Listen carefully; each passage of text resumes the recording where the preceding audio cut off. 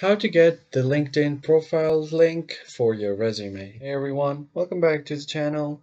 In today's tutorial, I'm going to show you guys how you can easily get your LinkedIn's profile link for your resume. But before we begin, don't forget to hit the like button down below and subscribe to the channel. Now let's jump right in. The very first thing you want to do is open up any web browser on your device and then simply search for linkedin.com. Once you have entered LinkedIn's official website, just make sure that you're logged into the account. Now, make sure that you are on the homepage first, and this will be your layout.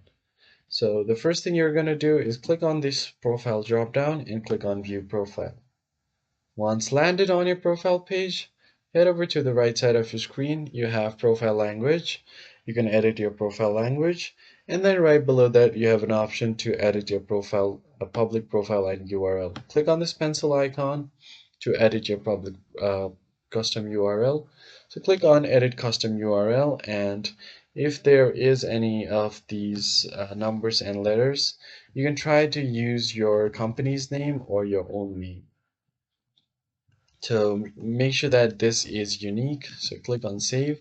And if this is available, it will be updated like this. Now you can just copy this URL from here and then paste it on your resume.